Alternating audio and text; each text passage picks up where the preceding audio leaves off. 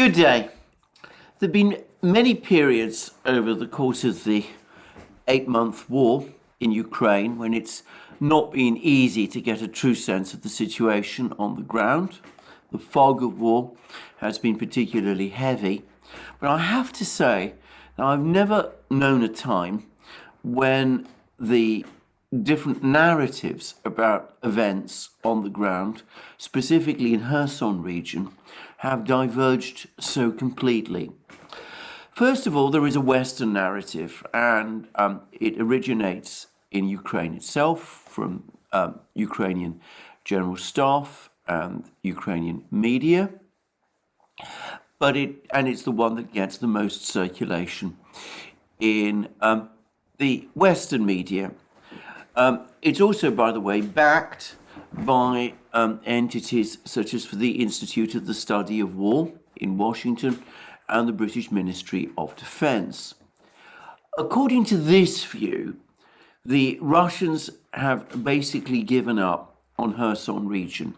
Their civilian evacuation of Kherson region is a sign that they are no longer intending to try and defend their bridgehead west of the Dnieper River, and that they are now gradually pulling their troops out of Kherson region along certain pontoon bridges and barges that they have created to across the Dnieper. If one follows the logic of this, then that of course means that the Ukraine will be in control of Kherson, the whole of Kherson region, west of the Dnieper River, including Kherson city, within a couple of days or weeks at most. Now, there's some touches, there's some details that are occasionally given. For example, it's been claimed that 2,000 Russian troops are covering the retreat of the rest. That seems a very small number of troops to cover such a retreat, but anyway, that's what one sometimes hears. And this morning there were reports that 2 settlements in Kherson region, 2 more settlements have allegedly been captured by the Ukrainian army, which supposedly continues its advances on Kherson city. Well, that's the Western narrative. Russian narrative is quite different. There is a civilian evacuation continuing to take place from Kherson city and the surrounding region, but this has been the product of the need to protect civilians from missile and rocket attacks by the Ukrainian military and the potential threat of flooding in the event that there is a breach of the Novaya Kakhovka Dam caused by Ukrainian attacks to blow up the locks of this dam. As for the rest, Russian officials continue to insist that they are intending to hold on to Kherson city, and they report battles in which Ukrainian forces in comparatively small numbers seek to advance across the steppe towards the city, and then are attacked by Russian artillery and aircraft and are forced to retreat. Note, by the way, that these encounter battles, which do undoubtedly take place, are never reported by the Western media. There was that big defeat which the Ukrainians suffered on Wednesday, which I covered extensively in a recent video. There was another Ukrainian advance which was attempted yesterday with, it must be said, rather fewer troops this time, but it too was driven back and seems to have failed utterly. Now, I say that there's no doubt about the fact that these encounter battles do happen, because though all of the recent sources about these battles are Russian, they are backed by photographic evidence, by film evidence, and in this particular instance by the capture of prisoners. So I don't personally have any doubts that these battles do actually take place. In the past, we've had indirect confirmation from Ukrainian sources themselves that such battles have happened and have not gone well for Ukraine. And of course, the various Russian sources that I'm talking about, which go beyond the Ministry of Defense, well, these include various military correspondents and bloggers who obviously are strongly on the Russian side. They are, after all, Russians, but who are often bitterly critical of the Russian Defense Ministry and the Russian military leadership and its various tactics and strategies. If you recall, especially at the time of the Kharkiv offensive, when Ukraine captured large areas of Kharkiv region, out of which the Russians were pulling out, the Western media actually started to report much of the commentary, which is bitterly hostile, of the Russian authorities produced by these bloggers. Now, these bloggers, as I said, they may be biased people, they may have their strong biases, their strong feelings about this war, they may be very committed to the Russian side, they may hanker for a Russian victory. But I have consistently found them reliable. And I say that because sometimes one or other makes a mistake in reporting, at which the others join in, and there is often a certain discussion that takes place, and out of it, the truth sometimes, in fact, nearly always emerges. So these bloggers, when they describe these encounter battles, some of which previously have been confirmed by Ukraine, and especially given the confirmation from the prisoners and the pictures of knocked out machines, tanks and such things, and I have to say it, uncomfortable though it is to say it, dead bodies that one also sees. When these bloggers and reporters report on these things, I assume it to be true.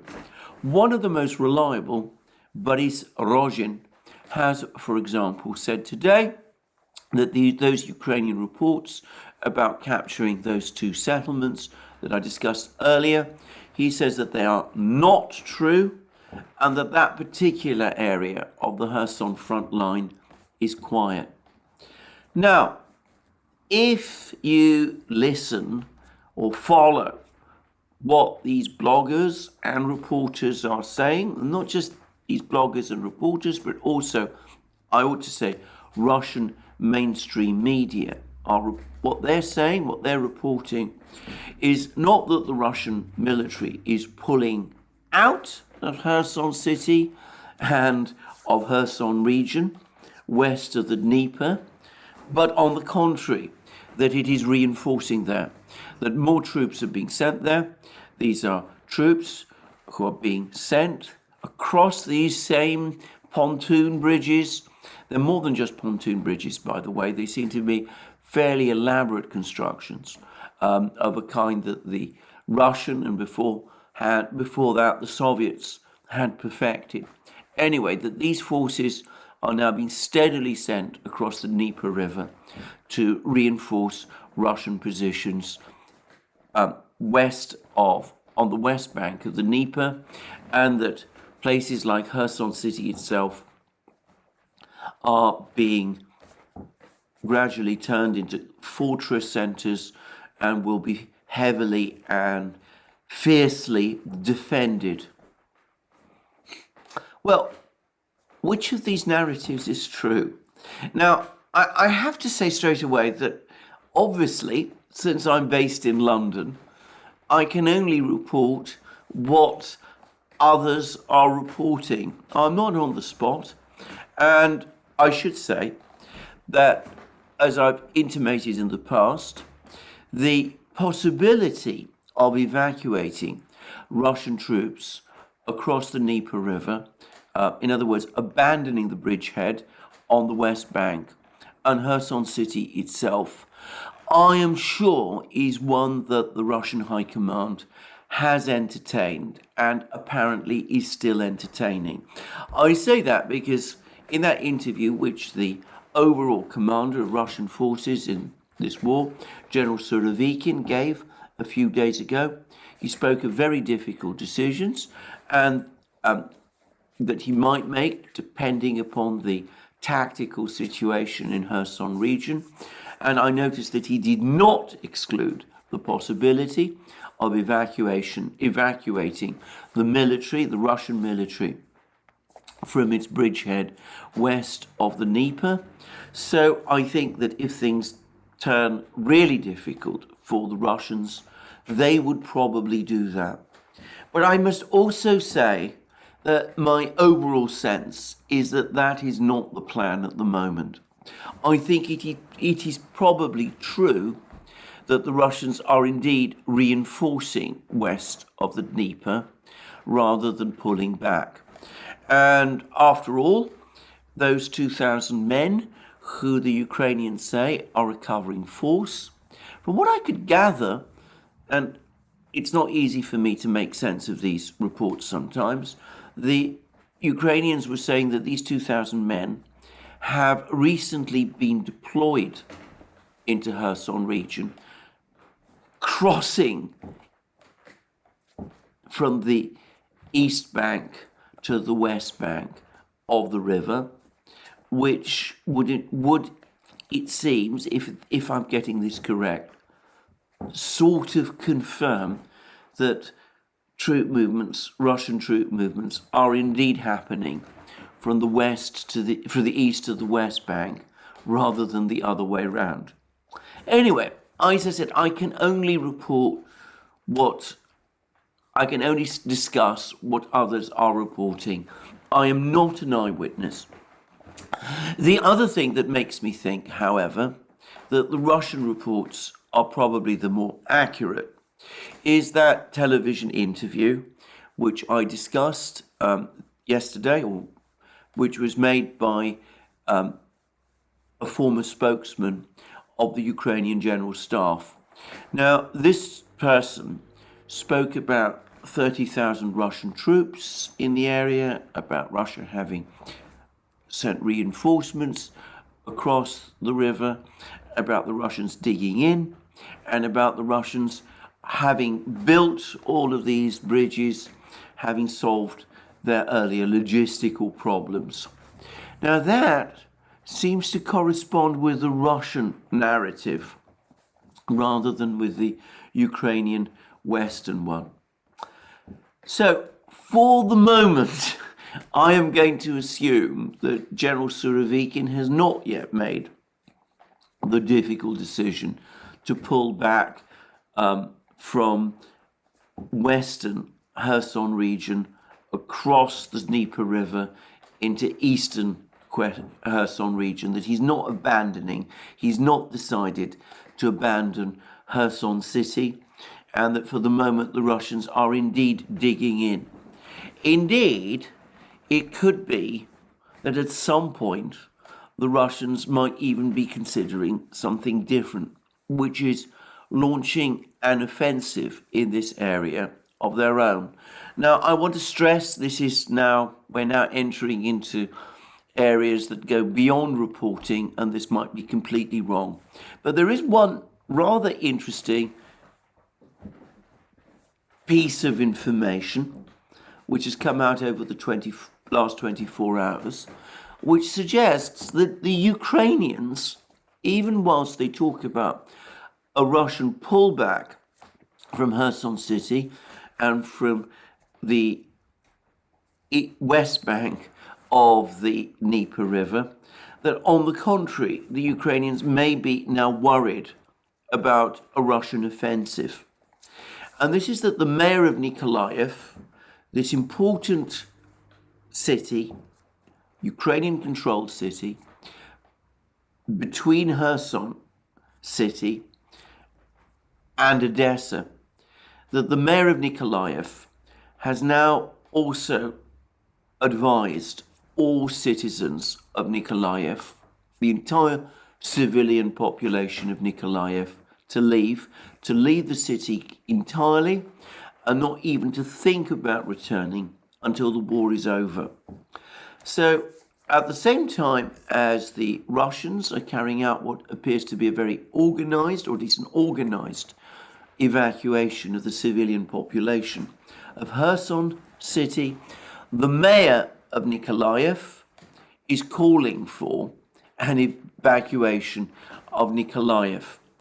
I would point out that just as the Western media doesn't ever report those encounter battles on the Ukrainian steppe, the Kherson steppe, where Ukraine persistently loses, so the Western media has not reported these comments made by the mayor of Nikolaev about an evacuation from that city. Now that again perhaps suggests that things are not going entirely well for Ukraine in this area, that expectations of an advance on Kherson city are perhaps not as widely shared as the Western media would have us believe, and that in fact, far from feeling confident that they have the situation in hand, the Ukrainians are worried that before long it will be the Russians who are back on the attack in this area. Anyway, that's all I can say about the situation. I would just add one last point, which is that yesterday, for some reason, the internet was cut off in Kherson city. It was impossible to access Kherson city in that kind of way. There's been lots of discussion and speculation about why that happened. Clearly, the Russians turned off the internet in Kherson city. But why did they do that? Some thought that it was to cover their retreat. Possible.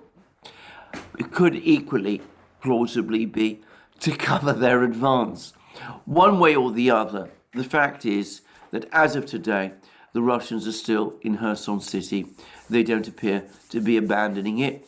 And the information from the front lines is that the situation remains across the front lines in Kherson region fairly static as of this time, despite those earlier since contradicted claims from Ukraine that they captured those two settlements. Now, I am going to go a little bit further from this point, and I'm going to make a number of comments about Ukrainian tactics here, because I have not been able to understand the nature of Ukrainian tactics over the course of this Kherson offensive. I had been expecting, when Ukraine first talked about this offensive, that the Ukrainians would deploy tens of thousands of troops. We've heard lots of reports of Ukraine deploying tens of thousands of troops to advance on Kherson region, that they would attack in force across the front lines, and that we'd be seeing major battles and that kind of thing. Well, I accept I'm not a military person, so perhaps that was simply a view about how the Ukrainians would conduct this offensive, which was based on ignorance. I'm the first person to admit that. I don't always understand these military situations terribly well.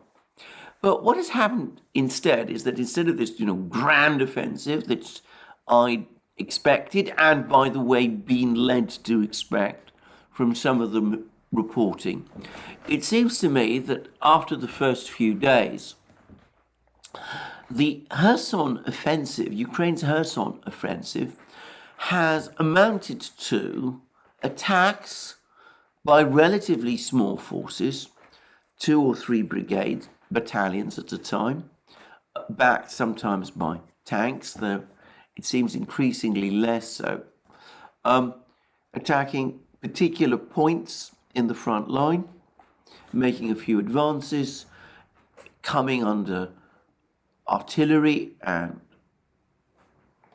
aircraft attack, suffering losses, and then pulling back.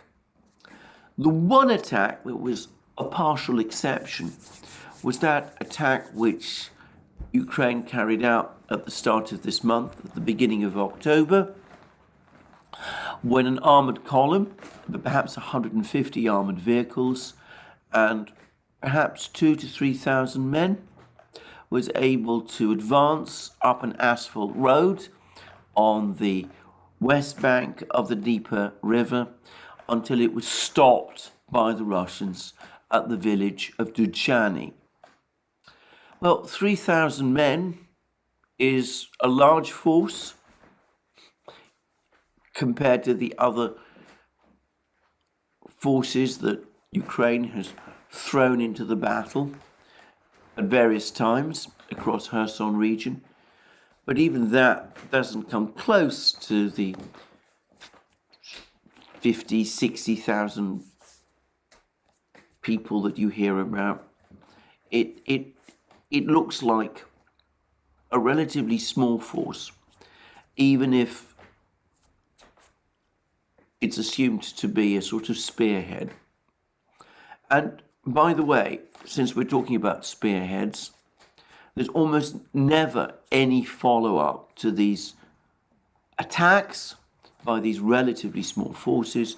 And I want to repeat again that the attack which got to Duchany and which the Ukrainians launched at the beginning of October, though involving, to my mind, relatively few troops, was still significantly bigger than any other attack Ukraine has been launching in this region over the last few weeks.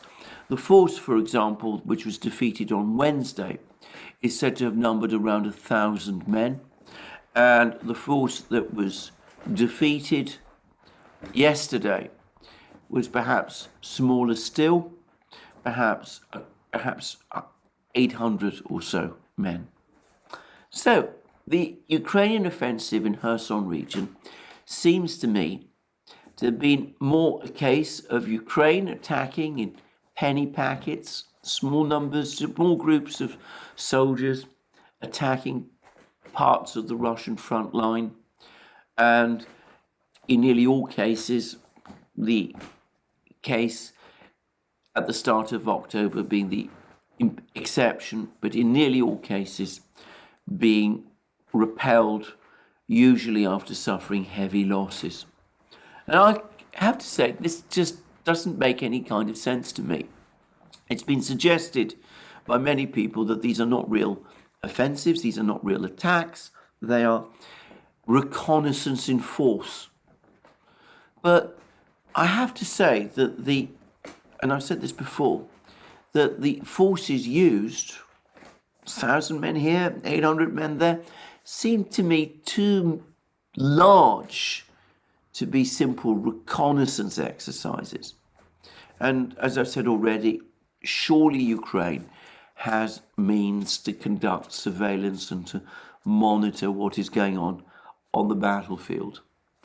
Well, perhaps over the course of next week, we will see something bigger. We will see these large forces that are supposed to be present in Nikolaev and Kryvyi Rog, the two big Ukrainian cities that are closest to these battlefields in Kherson region, whether we will finally see these all cranking into action and start moving south towards Kherson city.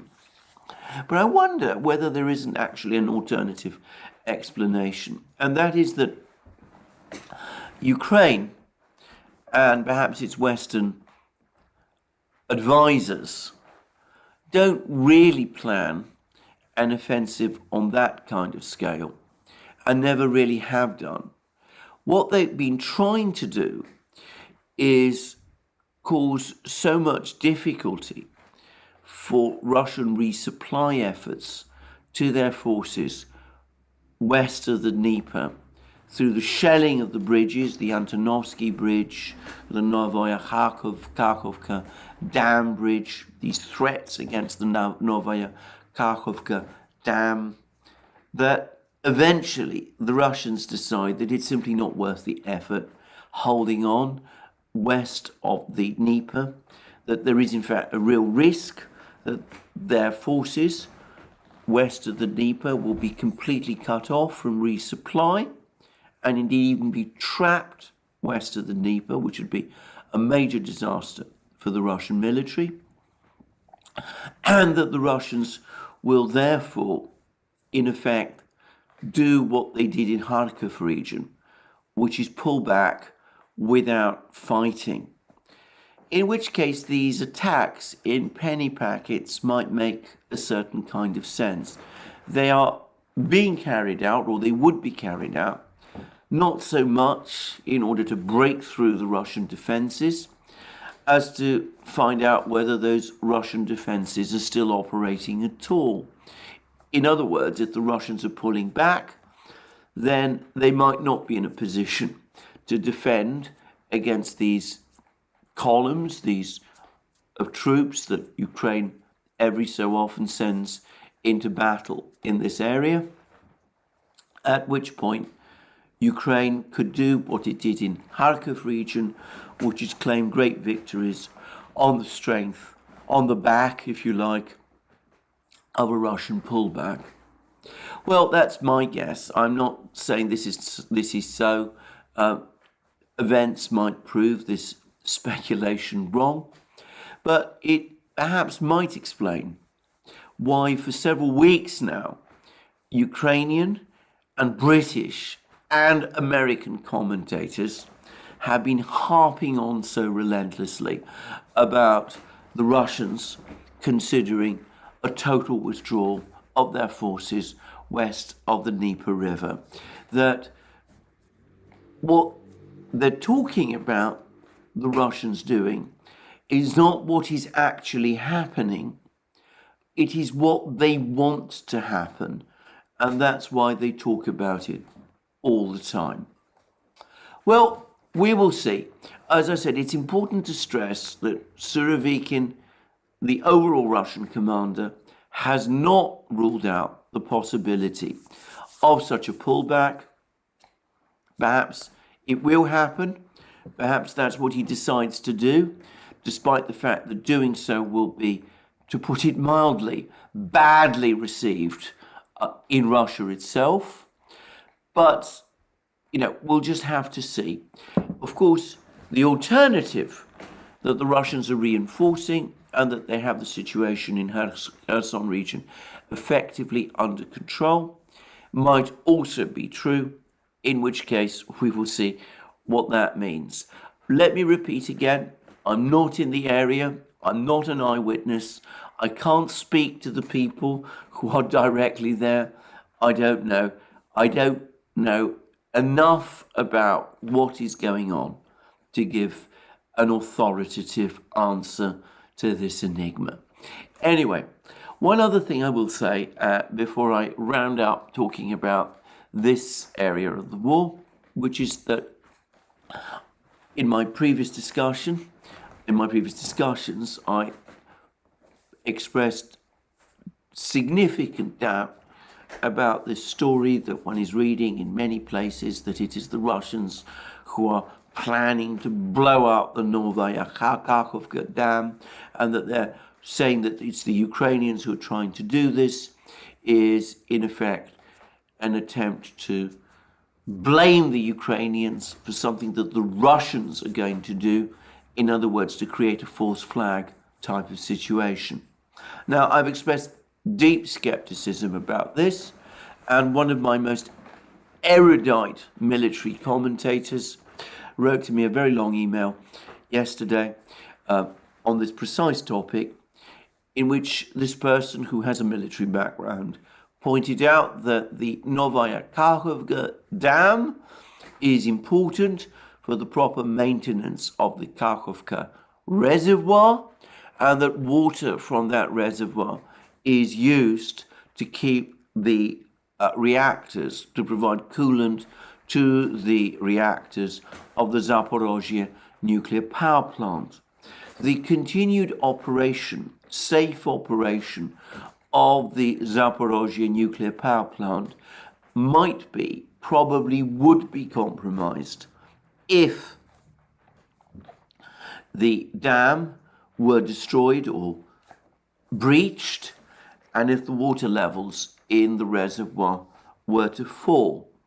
Now, presumably, that is not what the Russians would want, which makes it even less likely, so it seems to me, that the Russians are seriously contemplating blowing up the Novaya Kakhovka dam, and that makes it much more plausible that if anybody's trying to do it, it is the Ukrainians. I would say that this pattern of blaming the Russians for things that it is Ukraine which is unquestionably doing, that this is not new in this war. The shelling of the Zaporozhye nuclear power plant and these repeated amphibious attacks which Ukraine has been carrying out to try to capture the Zaporozhye nuclear power plant have gone almost completely unreported in the West, and on numerous occasions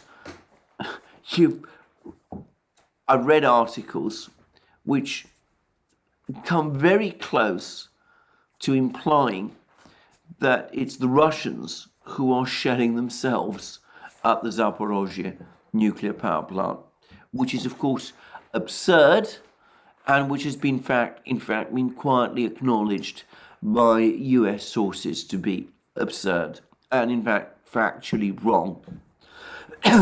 So it seems to me that with that kind of track record of,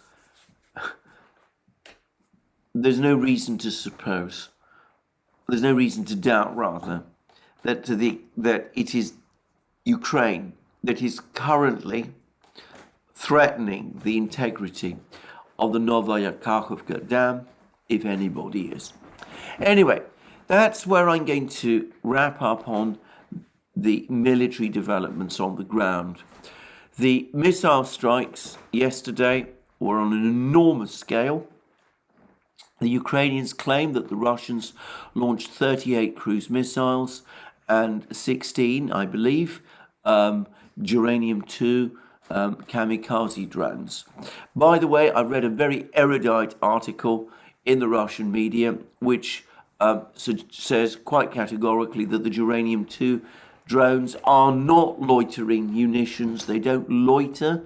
They are, if you like, cheap, propeller-driven cruise missiles, but they don't loiter waiting to identify a target and then falling on that target like the Lancet drone, the Russian Lancet drone does.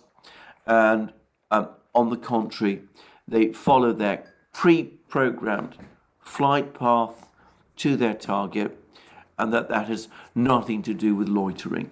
Just to say, that's what I read, seems to me fully convincing. I'm not going to refer to it as a loitering munition again. But anyway, that's what the Ukrainians say, that there was 36 cruise missiles and 16 uranium-2 drones. And they also claim, by the way, to have shot down 18 of those cruise missiles. In other words, exactly half. The Russians have cast doubt on Ukrainian claims to have shot down that many missiles. But anyway, whatever. By the way, I should say in parentheses, I am again essentially with the Russians on this one. But anyway, regardless, a lot of missiles were launched at Ukraine. There's been more missile strikes, by the way, today, though, again, it's difficult for me at the moment to get a sense of the whole tempo, but an awful lot of damage was done. And slowly, gradually, the power system, the Ukrainian electricity system is becoming degraded. And I understand that the very latest missile strikes are now starting to have an impact on the functioning of Ukraine's railway system, which depends heavily on electric traction, and which, of course, Ukraine relies upon in order to transfer its weapons from the West and to send its reinforcements and to redeploy its forces from one front to another. Again, let me repeat, the most intelligent, the most informed non-Russian source about this missile offensive remains for me John Helmer at Dancing with Bears, though if you go to Russian Telegram channels, some of them publish in English, you will find Rebar, for example, gives very detailed accounts of what has been struck on any particular day. Anyway, that's where we are.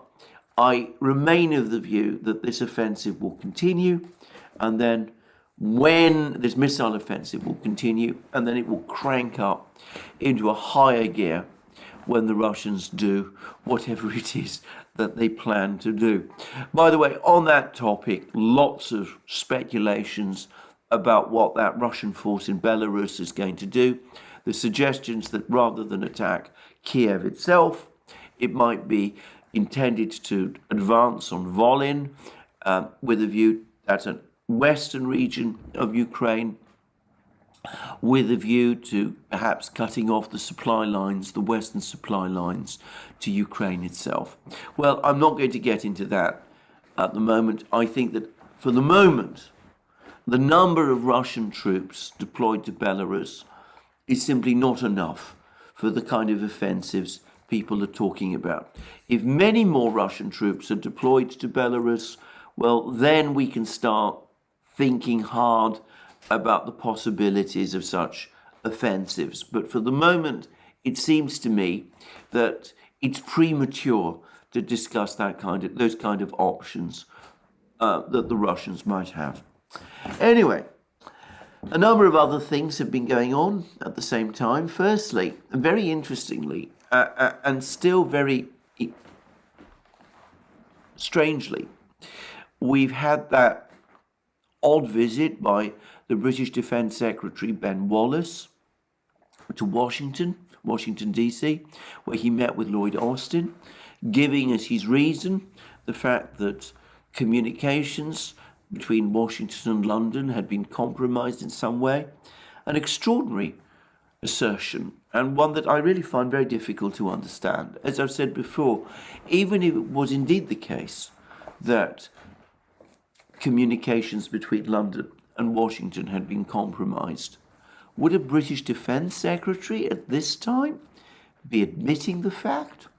I mean, I don't understand it at all. But anyway, interestingly, directly after Lloyd Austin met with Wallace in London, in Washington, as I've discussed in previous videos, he then telephoned or at least had a conversation with Sergei Shoigu, Russia's defense minister.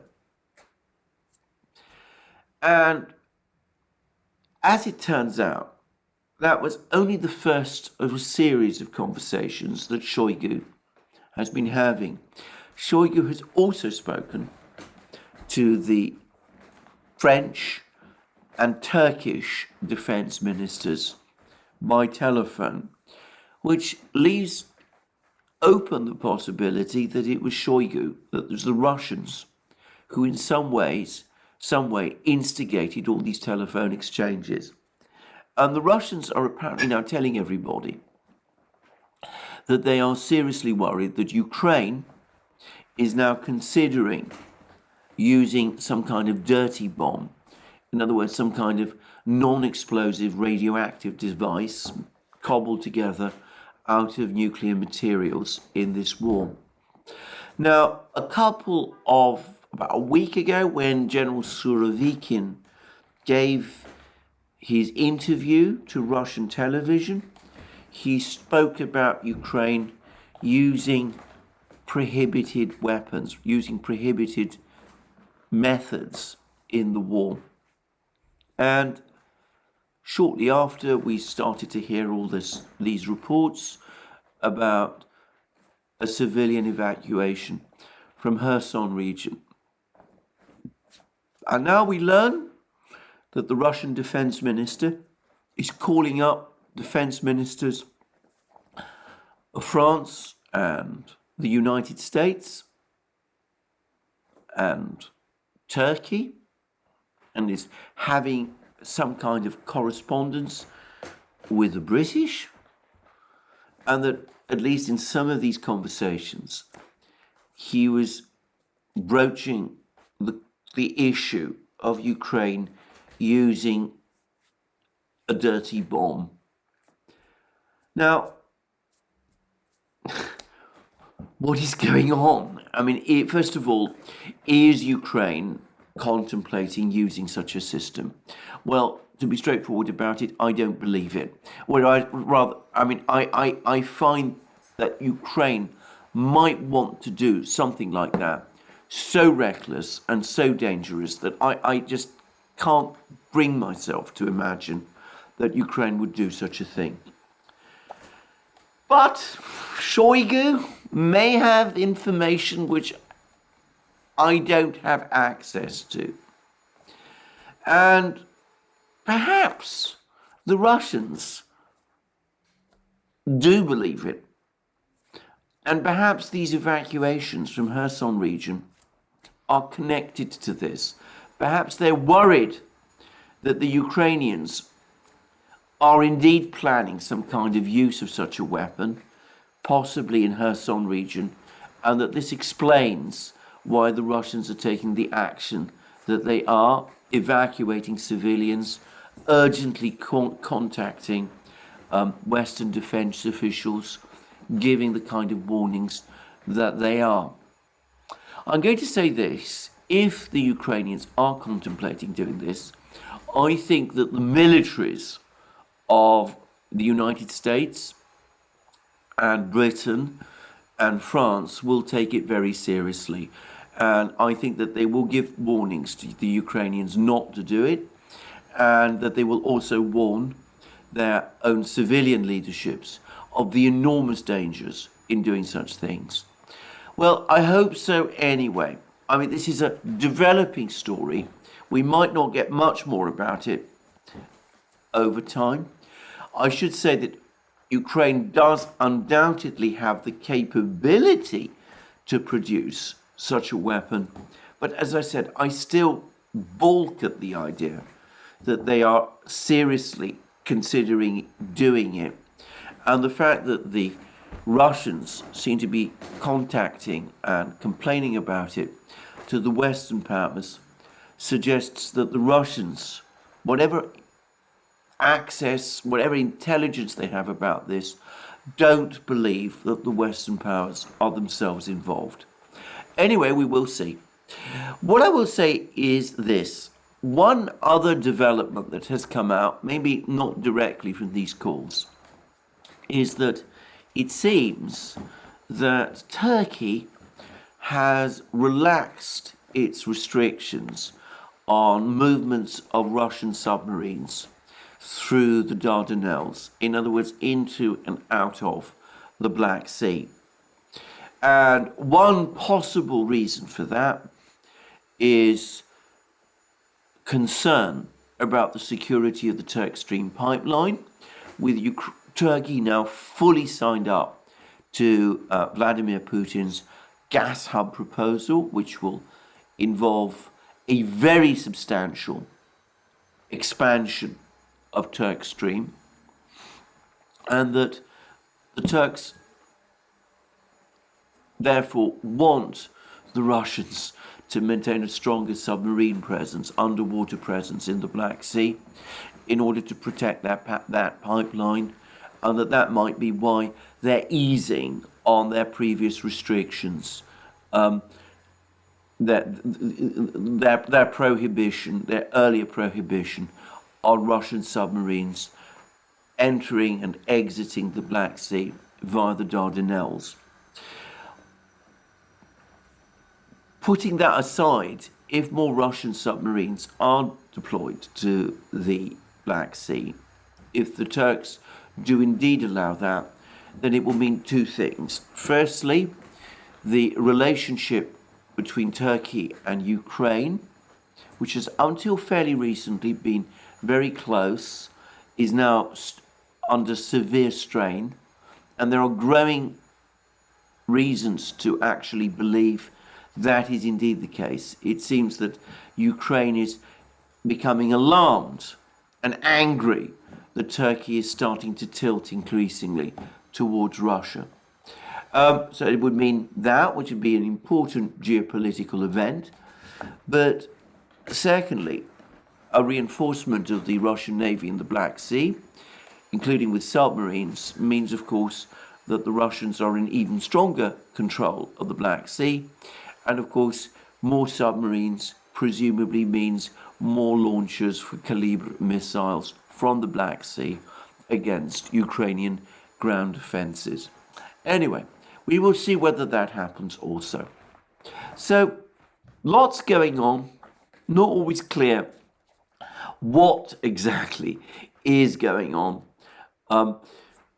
Talks of Russian evacuations from the right bank of the Dnieper, the west bank of the Dnieper, contradicted by Russian sources, which, on the contrary, suggest the opposite. Talk about dirty bombs. I've made my own views about that clear, but it does seem to be causing some alarm, possibly more Russian submarines in the Black Sea. One way or the other, however, things do seem to be moving steadily towards a major escalation, probably at the end of November, start of December, when the winter frosts begin. Anyway, that's the military situation at the moment, as I said, not just on the battlefronts, but in the war as a whole. Lots going on economically.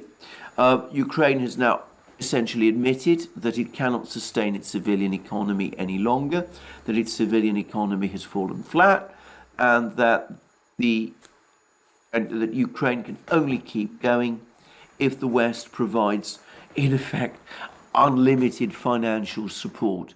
The European Union are now talking about giving Ukraine $1.5 billion a month to cover its budget.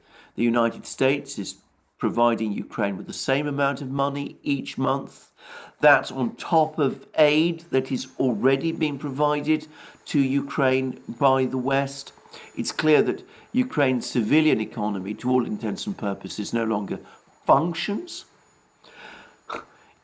It seems to me that at a time of severe economic crisis, with recessions looming across Europe, with living standards plunging, the Western powers now have the massive added burden of keeping Ukraine going on their hands. And Mr. Vučić, the president of Serbia, has said that if the war goes on for another year, which, by the way, is quite likely, or even if it doesn't, even if the Russians say win, but if the economic war goes on for another year, that Europe won't be able to withstand it. Well, we'll see.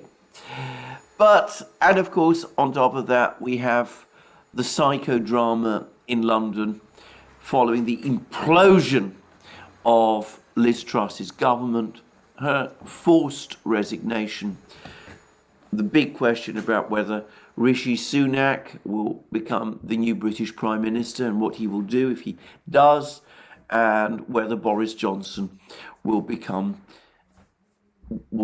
act as his challenger and might become Prime Minister instead. On that particular point, most of my discussions, all of my discussions, in fact, on British politics, on the minutiae of what is going on there, will take place on our main channel, The Duran. Regardless, very interesting to contrast the chaos in London, the psychodrama in London with his very orderly process in Beijing, where Xi Jinping has just been re-elected for a third term as party general secretary. And by the way, my comments of yesterday about the Hu Jintao incident have elicited a wide spectrum of reaction from various people. I'm going to say this: I stand by my position that it was almost certainly health related. The entire incident was almost certainly health related, and I received various comments from various Chinese people who are familiar with this sort of thing, and they too endorse my view that it was almost certainly health related. And this, by the way, is something which as I understand it, the Xinhua news agency is also saying. To repeat, I think it is inconceivable that Hu Jintao would be sitting next to Xi Jinping on a dais in the Great Hall of the People, with China observing, the whole of China observing at what is going on through television, if there had been serious problems within the leadership. And beyond that, anybody who looks at that film objectively, I can't help but think they would agree that Hu Jintao didn't look well when the whole incident took place. Anyway, the key point is that Xi Jinping is now once more General Secretary of the Chinese Communist Party, or I should say the Communist Party of China. I'm going to refer to it in future by the preferred initials it itself uses in English, which is CPC, Communist Party of China, not CCP, which its Western critics prefer to use. But anyway, Xi Jinping is now once again General Secretary of the CPC. There's been an enormous amount of commentary about all of this in the West, lots of commentary about the people who've been appointed alongside him to the Politburo and to the Politburo Standing Committee and to the Secretariat and to the other agencies of the central agencies of the CPC.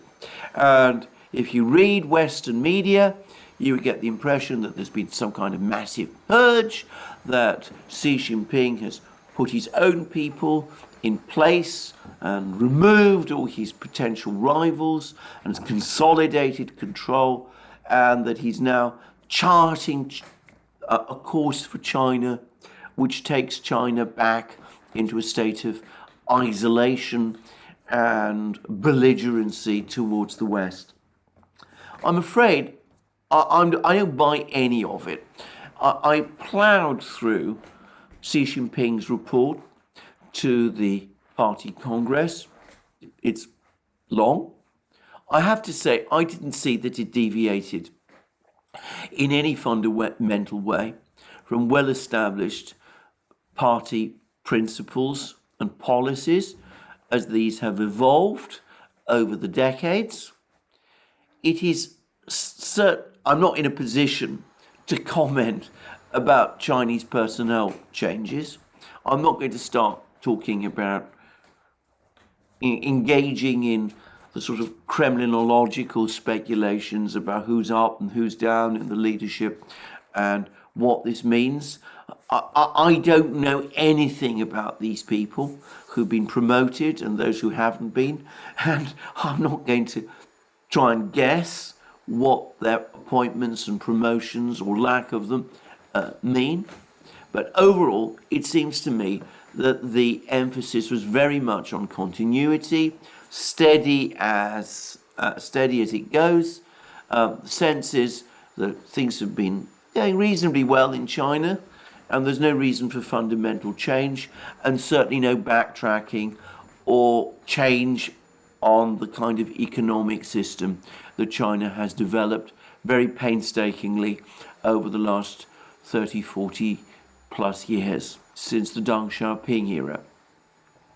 What I would say is this: there was a certain emphasis, a greater emphasis than there has been in the past about on the military, on building up the military, on China having a strong military. And Xi Jinping did speak very firmly about unification, with Taiwan being inevitable, and about China being prepared to take military action to ensure that it happens.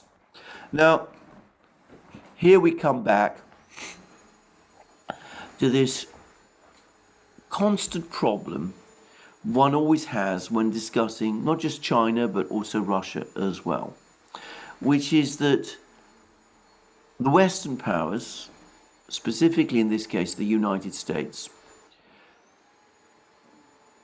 take over time an increasingly hostile approach to a particular country. In the case of China, it began midway through the Trump era. Firstly, there was the economic tariffs. I think the Chinese took those in their stride. But then it broadened into attacks on Chinese influence. There was the Huawei affair, which I've discussed in videos on this channel. There was the arrest of Huawei's chief financial officer. There were all kinds of things of that kind. And then it's escalated even further over the period of the Biden administration, with Biden talking to the Chinese with what I can only describe as a forked tongue in one-to-one sessions with Xi Jinping. He assures them that US policy on Taiwan is unchanged, that the United States continues to adhere to its one China policy.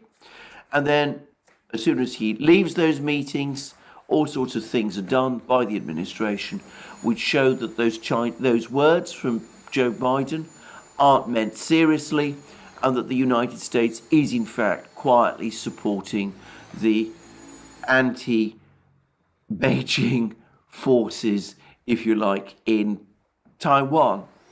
And now, of course, we've had recently the US decision to block, or to try to block, exports of advanced microchips to China. So we've had a steady cranking up on the part of the Western powers of actions which the Chinese would see as hostile. Now, you may think, many people I know in the United States thinks that these actions are justified, that China has been becoming increasingly assertive over recent years, that it took advantage of the United States previously, that it's become a dangerous rival to the United States, and it is proper for the United States to push back against China in light of that. But all I will say is that if the United States does act in that way, why be surprised if the Chinese themselves start to push back in return? After all, over and above all the things that the US has done, there's also a massive media campaign against China. There's criticisms, relentless criticisms of China on human rights grounds, on what China is doing or supposed to be doing in its western regions. I'm choosing my words very carefully, as everybody can tell. Well, why expect that the Chinese would not be concerned about that and might not start to take action in response? For example, building up their armed forces, setting up their own supply chains independently of those of the Western powers, taking precautions, in other words, to secure themselves from the risk of US-led blockades, forging closer links with Russia to secure access to vital food and raw materials.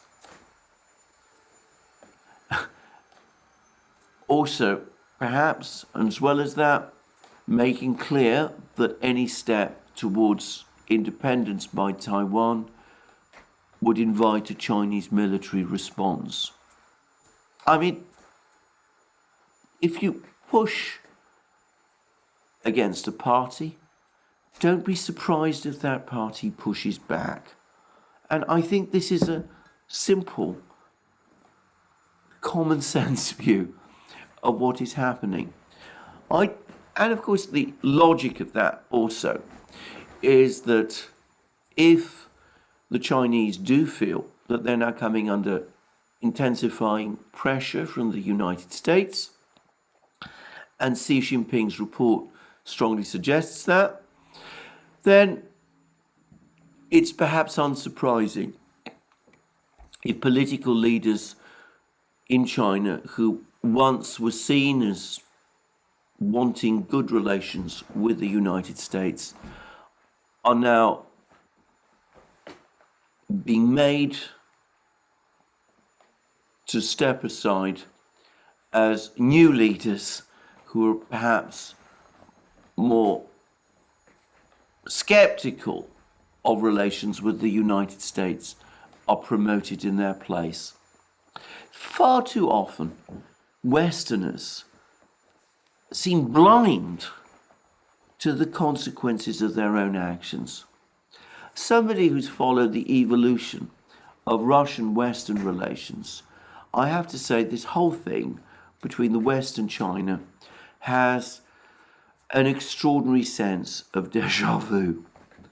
Just as Putin and his officials, when they first appeared on the scene in the early 2000s, had no thought, in my opinion, of entering into some sort of rivalry or hostility to the West, but have step by step found themselves pushed into that position as a result of steps and actions that the Western powers have taken.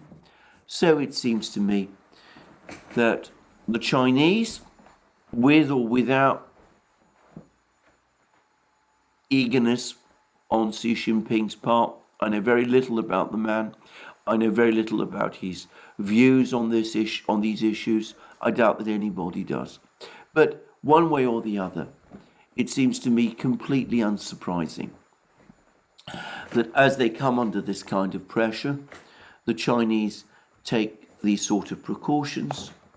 And I doubt whether it was originally their intention to distance themselves from the West, but that's where we've come. Anyway, that's me for the day. I've gone just over an hour, and I think that's a good moment to stop, and stop now I will. There'll be a lot more happening, no doubt, over the next few days. We'll get, no doubt, some clarity about the Kherson situation before very long, and obviously I will continue to cover it. Anyway, just to remind you, you can find us on other platforms, Locals, Rumble, Odyssey, BitChute, Telegram, and of course we're now also on Rofkin. And you can support our work via Patreon and Subscribestar, and you can also go to our shop and buy yourselves the great things that you will find there: our magic mugs, our hats, our hoodies, t-shirts, our sweatshirts, and all the rest. And last but not least, if you've liked this video, please remember to press the like button and to check your subscription to this channel. Thank you for joining me again today. More from me soon, and have a very good day.